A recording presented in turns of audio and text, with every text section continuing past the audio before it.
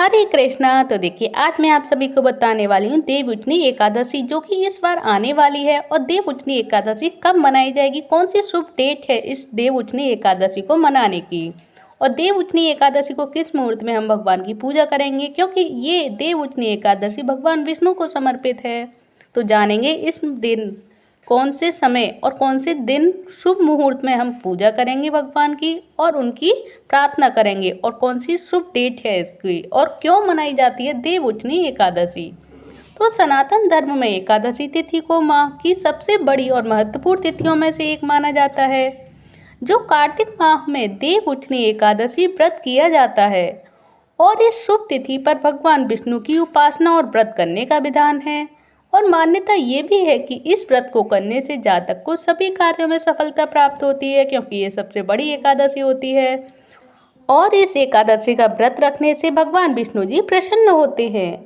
जो कार्तिक माह के शुक्ल पक्ष की एकादशी को देवउठनी एकादशी व्रत करने का विधान है। और इस दिन जगत के पालनहार भगवान विष्णु और माँ लक्ष्मी की पूजा अर्चना की जाती है।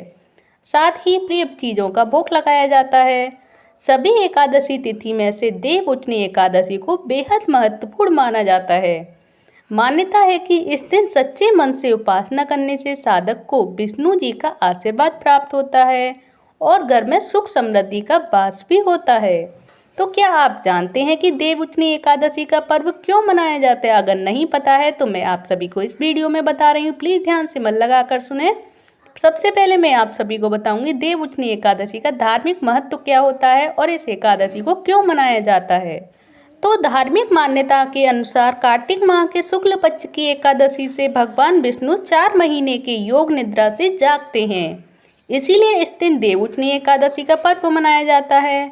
जो इस दिन से शुभ और मांगलिक कार्य शुरू हो जाते हैं, तो इस शुभ दिन पर साधक व्रत करते हैं और विधि पूर्वक भगवान विष्णु और माँ लक्ष्मी की पूजा अर्चना करते हैं।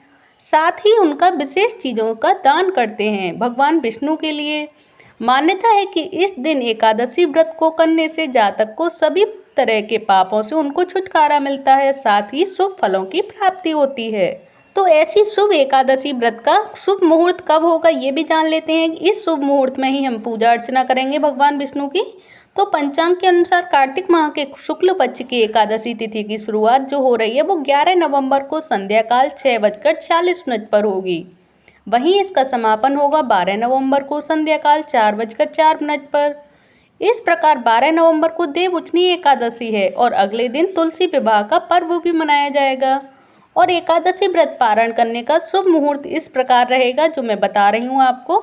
तो देवउठनी एकादशी व्रत का पारण समय रहेगा 12 नवंबर को सुबह 6:42 से लेकर 8:51 तक रहेगा पारण करने का समय।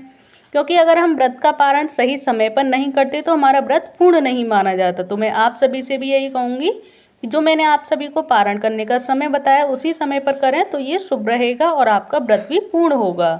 तो चलिए अब मैं आप सभी को बता देती हूँ कि इस एकादशी व्रत पर यानी देवउठनी एकादशी पर हम भगवान विष्णु का किन मंत्रों का उच्चारण करें।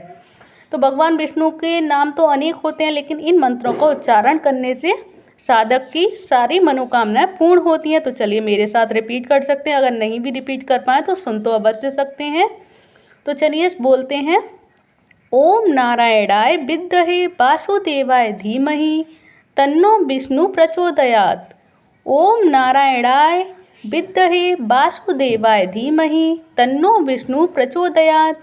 श्री कृष्ण गोविंद हरे मुरारे हे नाथ नारायण वासुदेवाय।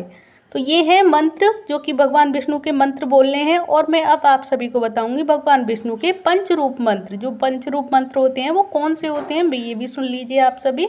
ओम अं वासुदेवाय नमः, ओम अं वासुदेवाय नमः, ओम आम संकर्षणाय नमः, ओम आम संकर्षणाय नमः, ओम अं प्रद्युम्नाय नमः, ओम अं प्रद्युम्नाय नमः, ओम अंग अनिरुद्धाय नमः, ओम अंग अनिरुद्धाय नमः, ओम नारायणाय नमः, ओम नारायणाय नमः, ओम ही कार्तवीर्यार्जुनो नाम सहस्त्रबाहु सहस्त्र यस्य स्मरेण मात्रेण हंत्रन नष्टम च लभते। तो ये हैं भगवान विष्णु के पंचरूप मंत्र, जिनको पढ़ने से और बोलने से भगवान विष्णु के सामने आप सभी की सभी मनोकामनाएं पूर्ण हो सकती है। तो प्लीज़ आप सभी भी इन मंत्रों का उच्चारण करें, जिससे भगवान विष्णु आप सभी से प्रसन्न हो जाएं और आपकी मनवांछित फल की आपको प्राप्ति हो सके।